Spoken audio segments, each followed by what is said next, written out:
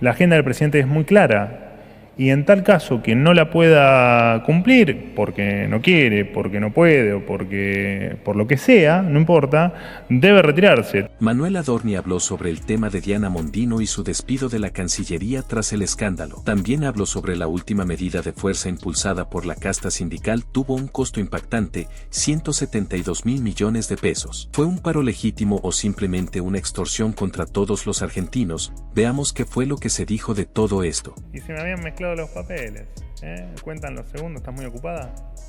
Ah, bueno, me parecía.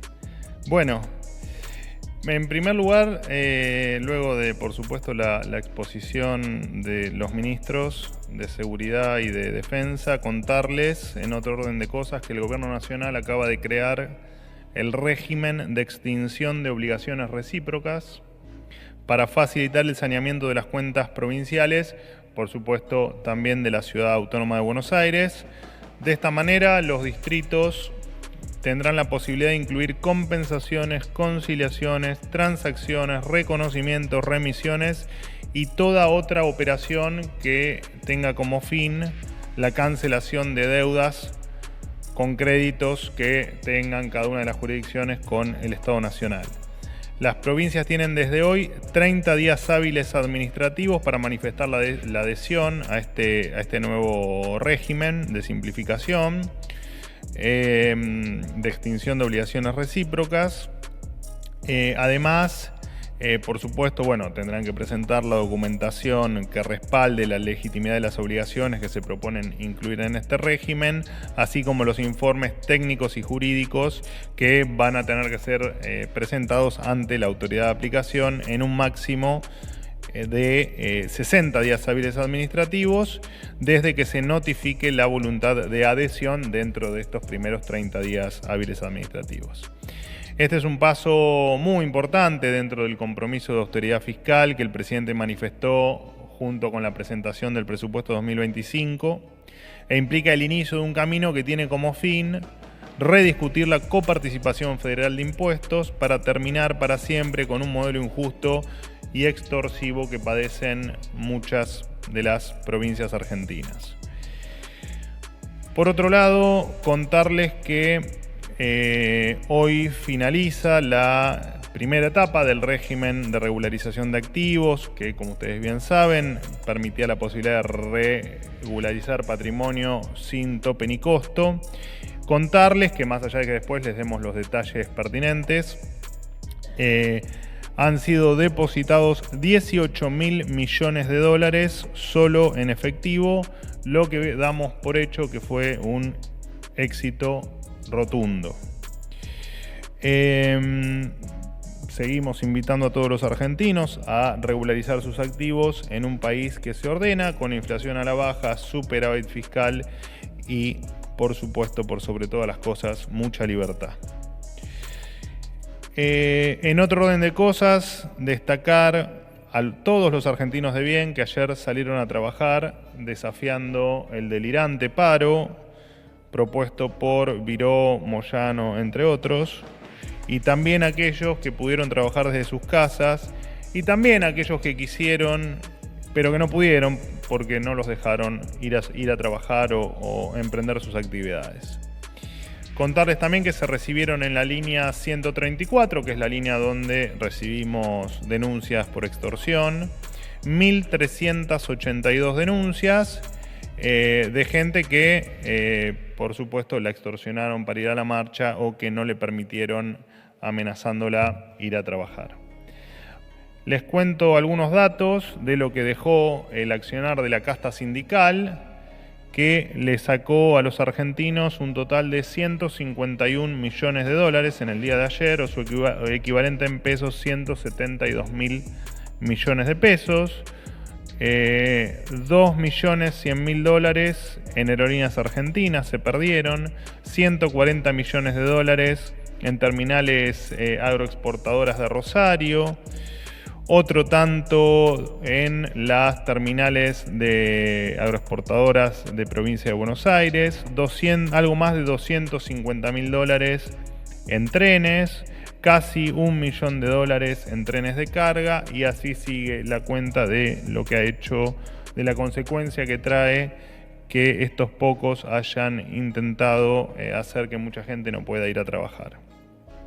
Son recursos, por supuesto, que no sobran y que afectan directamente a los que menos tienen. El desprecio de la gente a estas medidas nos lleva a una conclusión inequívoca. El país de la mafia sindical, señores, se terminó y más temprano que tarde los extorsionadores solo serán un pésimo recuerdo para todos los argentinos.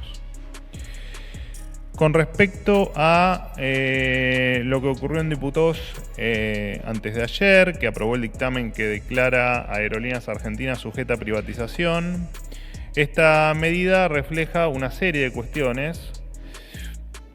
Primero, un cambio de época, por supuesto, porque la misma clase política que festejaba la estatización y que no le importaba el déficit de la empresa o qué tanto daño hacía en quien con dificultades para llegar a fin de mes aportaba con sus impuestos para sostener la empresa, ahora han aprobado el tratamiento de su privatización. Y también el cambio de época en Aerolíneas, que pasó de ser una verdadera máquina de despilfarrar recursos de los contribuyentes a una compañía bien administrada, plausible, por supuesto, ahora sí de ser privatizada. Gracias al saneamiento de la empresa se redujo el déficit en un 70% y este invierno se generaron ingresos genuinos por primera vez en las últimas 7 temporadas. Además, a partir de mañana otras líneas aéreas como JetSmart y Flybondi accederán a posiciones de pernocte en la plataforma comercial del Aeroparque Jorge Newbery. Es un beneficio que antes era monopolio exclusivo de Aerolíneas, favorecido injustamente por la Cámpora.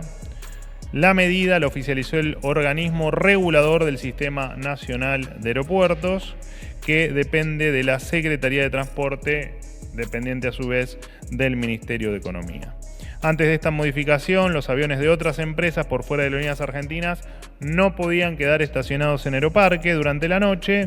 Esto implicaba que si un avión de otra línea aérea llegaba a la noche tarde y salía de nuevo a la mañana temprano, tenía que ir hasta Ezeiza para la mañana siguiente volver a volar de Ezeiza a Aeroparque y ahí recién salir. Un delirio que solo podía ocurrir en la mano de esta gente. A partir de ahora, otras líneas aéreas van a poder acceder a posiciones de pernocte en Aeroparque, lo que va a permitir que haya más ofertas de vuelo a la mañana temprano y poner fin a un delirio corporativista. Esta medida distribuye más equitativamente el espacio del aeropuerto, impulsa la competencia entre las empresas e igualdad de condiciones y sobre todo brinda un mejor servicio para los pasajeros con una mayor oferta de vuelos y menores precios de los pasajes. Por último, darle la bienvenida al nuevo ministro de Relaciones Exteriores y Culto, Gerardo Wertheim, quien hasta entonces se desempeñaba como embajador argentino ante los Estados Unidos, y desearle el mayor de los éxitos en esta nueva etapa. También agradecerle a Diana Mondino por su trabajo realizado en estos casi 11 meses de gestión y, como hacemos siempre, desearles lo mejor, o desearle en este caso, lo mejor para su futuro. Bueno, hasta aquí lo mío, señores. Ahora sí, los escucho atentamente. ¿Qué tal, vocero? ¿Cómo está? Muy bien. Me alegro. Sofía Rojas para la Agencia Noticias Argentinas. Quería preguntarle si efectivamente la ex canciller definió sin consultar la postura de la Argentina sobre Cuba, porque hay varias versiones que aseguran que lo hizo siguiendo órdenes de Casa Rosada. Pedirle si puede explicar esta situación, aclararla, porque es bastante complejo de entender cómo, a sabiendas de la postura marcada del presidente, aún así ella ordenara votar en contra del alineamiento contra Estados Unidos e Israel. En segundo lugar, pedirle si puede brindar detalles sobre las auditorías al personal de carrera del Ministerio, quiénes las van a llevar adelante, de qué manera, cuántas personas y cualquier información que pueda brindar. Y si me permite una tercera chiquita, si ya hay sucesor definido para Wertheim en Estados Unidos. Gracias. No, todavía no está definido el reemplazo de Wertheim en la Embajada de Estados Unidos. Con respecto a las auditorías, se van a llevar adelante, tal cual indica el comunicado que se dio a conocer ayer a última hora. Todavía no están definidos los alcances ni los pormenores. Y con respecto a esto de la orden, no orden, de quién dijo, quién no, la posición del presidente Milei es clara, no se necesita entender que el alineamiento del presidente está con Estados Unidos y con Israel, y en línea con eso. De hecho, hace no mucho, ustedes recordarán, alguna nota propia del presidente pidiendo que efectivamente, tenemos una idea muy clara de nuestro norte también en materia de política internacional, así que no es ni más ni menos que eso. Se ha incumplido, independientemente de los pormenores, todos tenemos bien en claro cuál es la posición del presidente con respecto a algunos asuntos. Uno es el tema que ocurrió, el episodio que ocurrió el día de ayer en la votación, así que no hay mucho más para aclarar. Por eso mismo la consulta, si lo entiendo yo, lo entiende usted, me sorprende que la canciller no lo tenga en cuenta. Por eso consultaba si había consultado la postura o si simplemente... Le tenés que preguntar a la ex canciller. No hubo consulta entonces de cómo votar. No, pero es absolutamente secundario, porque es un tema que todos los que pertenecemos al gabinete y todos los que no, pero que sí pertenecen al gobierno, entienden cuál es la posición del presidente en determinados temas. Manuel, buenos días. ¿Cómo estás? Jonathan Eguier del Destape. Ayer dio una entrevista a María Elvira Salazar, que es una congresal de Estados Unidos, republicana, que contó que habló con el presidente Javier Milei apenas se dio la votación en la ONU y dijo que el presidente de la Nación le dijo que esto había sido una traición de Diana Mondino. Te quería confirmar si vos podés confirmar ese diálogo, si esto es así, si el presidente considera que fue una traición. También te consulto cómo evalúa el gobierno la gestión de Mondino en estos 11 meses. Y la última pregunta es sobre algo que pasó ayer en las redes sociales. Apenas se da a conocer esta noticia, hay muchos trolls y libertarios que estaban a favor, decían está bien que se haya votado en contra del bloqueo por la libertad de mercado. Te quería preguntar si no es contradictorio para este gobierno que está a favor de la libertad del mercado, ahora estar digamos, a favor de un bloqueo, en este caso de comercial de Estados Unidos hacia Cuba. Gracias. Te repito lo que te comenté recién a Sofía, tu compañera.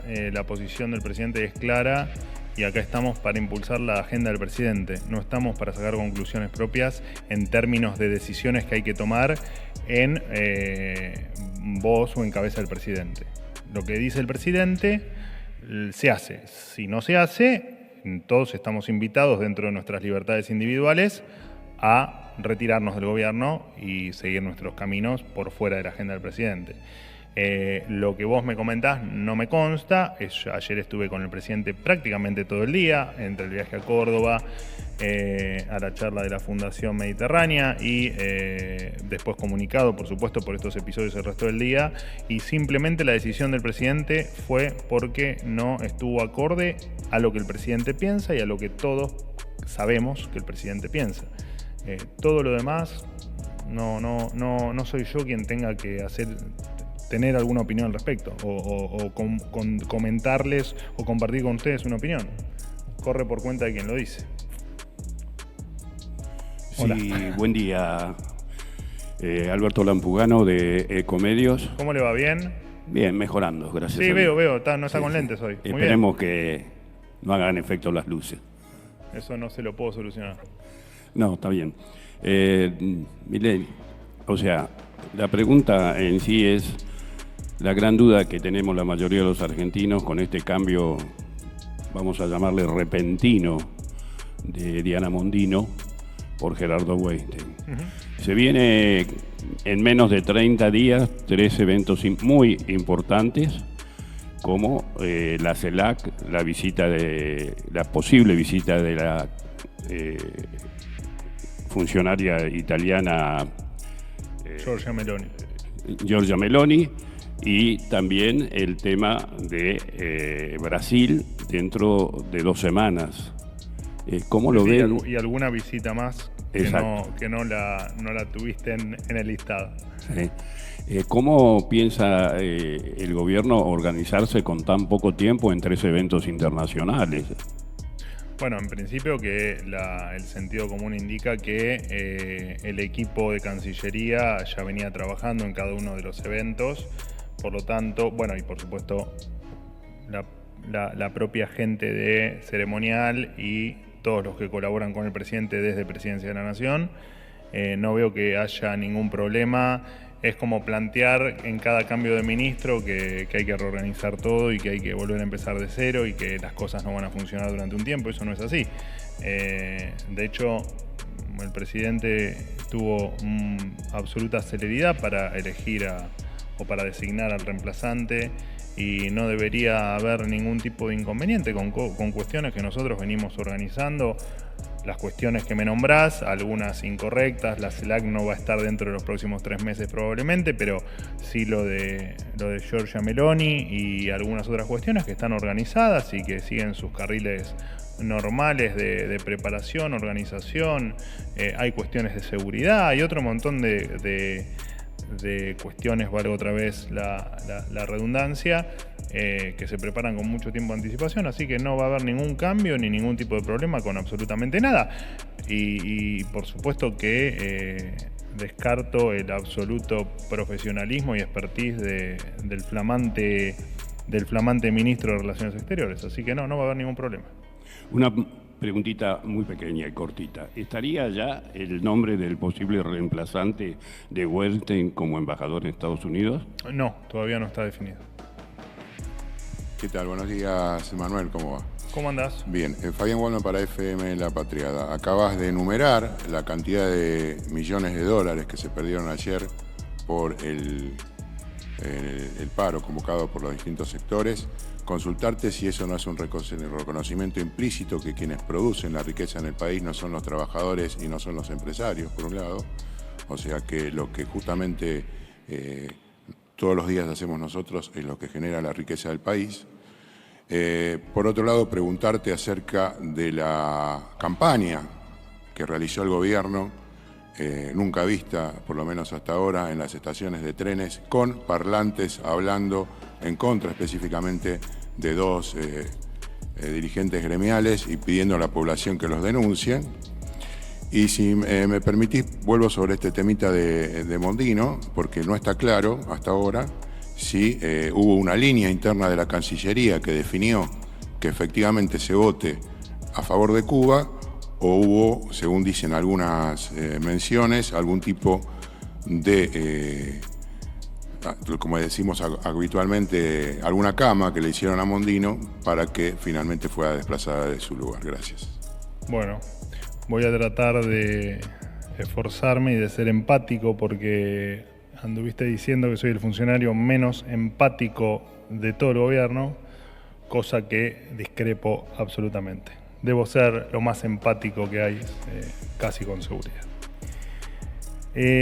Bueno, vamos.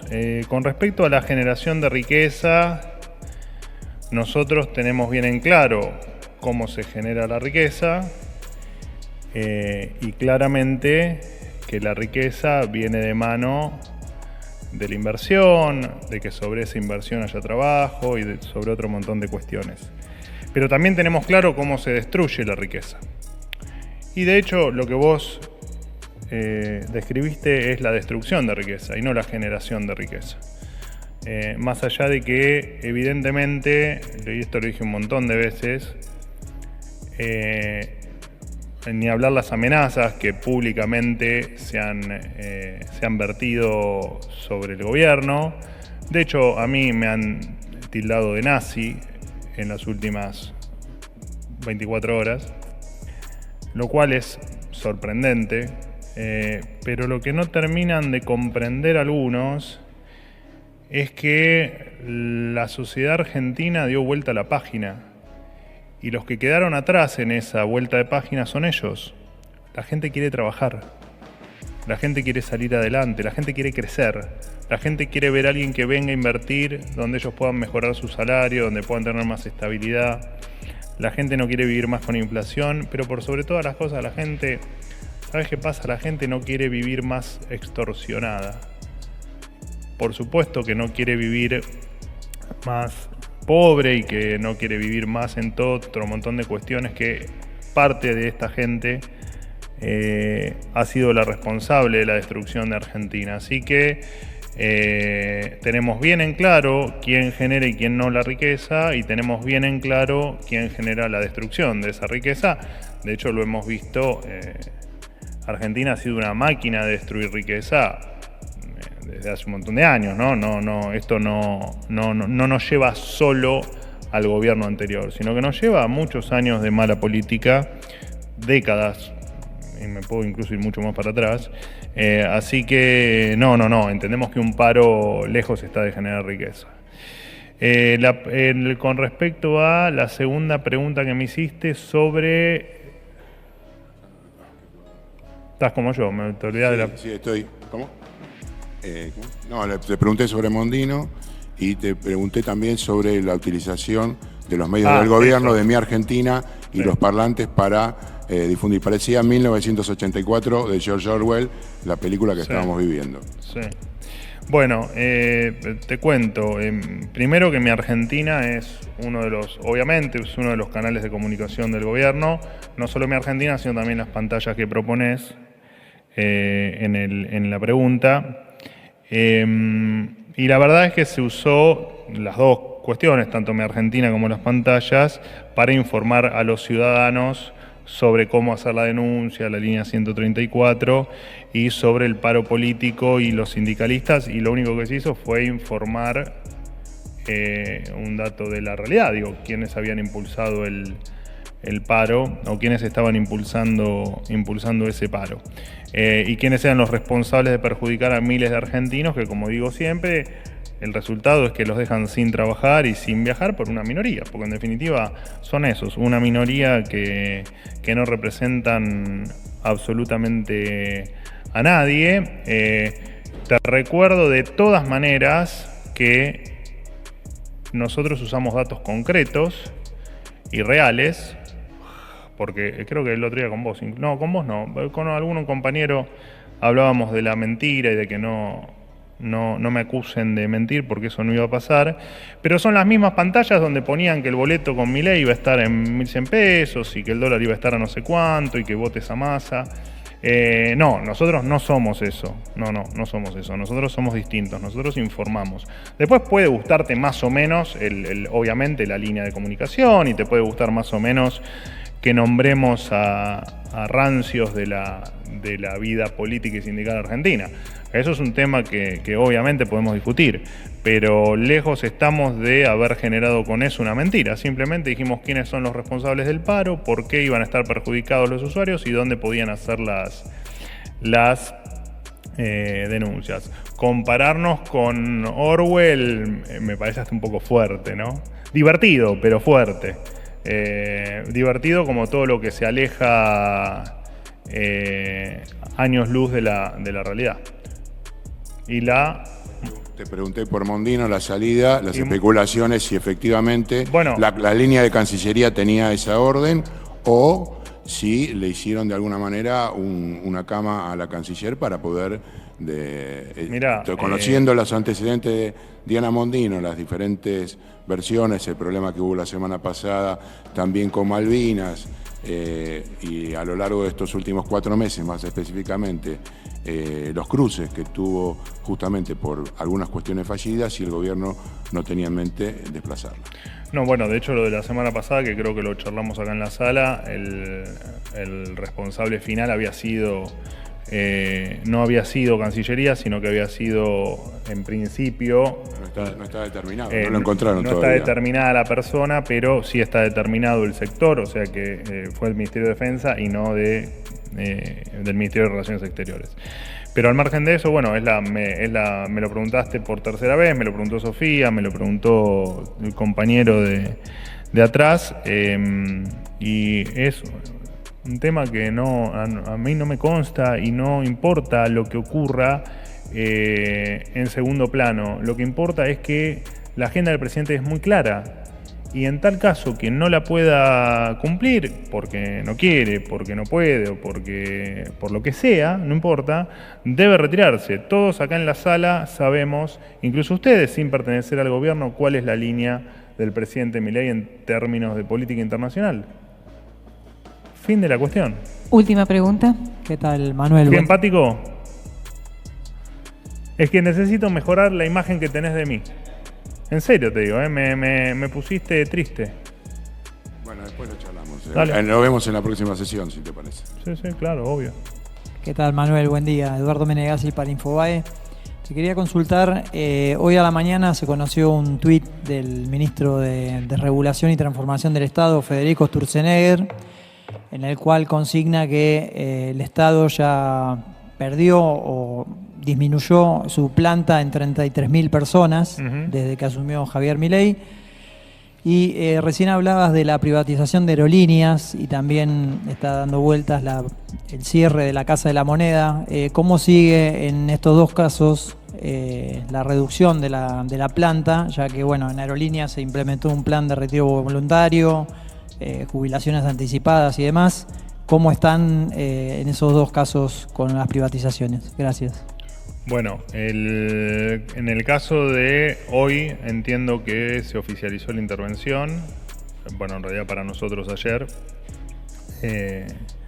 y efectivamente veremos cómo avanza la intervención. Por supuesto que hay un montón de funciones que en términos de un cronograma se le van a ir quitando a la Casa de la Moneda o a la vieja Casa de la Moneda, así que en virtud de ello podré responderte tal vez dentro de algún tiempo cuál es la reducción de empleados.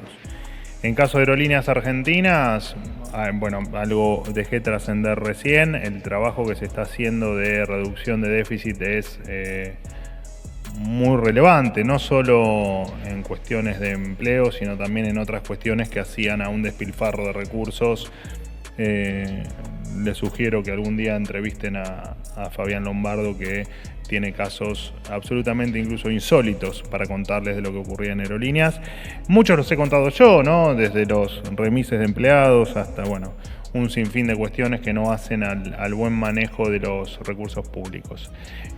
Así que entiendo que parte de la planta de aerolíneas se ha achicado, no tengo efectivamente el número final, pero también entiendo que no lo tengo porque todavía no está terminado el saneamiento de la planta, al menos en el tamaño más óptimo que se pueda conseguir, en virtud de la privatización o en virtud de, no importa, la cesión a los empleados de la firma. Así que no hay datos todavía concretos, pero de todas maneras voy a insistir para tenerlos como para que tengan un panorama más. Si bien no va a ser, digamos, el número final, pero sí para que tengan un panorama de cuál fue el ajuste que se hizo en materia de empleados. Hay una pregunta más, ¿no? ¿No? ¿Qué pasa? Sí, qué sé yo. Bueno, dale, estás solo ahí, mira, me das Manuel, como un penita. Estoy acá solo, sí, gracias por la... Solo, bueno, perdón. Muy breve, perdón. Casi solo. Muy rápido. ¿Crees que puede haber se puede afectar el vínculo con Estados Unidos de alguna manera después de todo este episodio y la salida justamente del embajador de Estados Unidos en un momento clave de la política norteamericana? Y segunda, muy chiquita, si hay Estados Unidos hay China. ¿Va a ir la secretaria general de la presidencia, Karina Milei, a China la semana que viene? Que hay una exposición en Shanghái prevista. Gracias. Me engañaste, Jaime. No voy a confiar más en vos, ¿eh? Bueno, por lo menos vos no me decís que soy el menos empático de todo el gobierno, así que... Bien, y lo afirmás, que no soy el menos empático. Muchas gracias. ¿Cómo quién?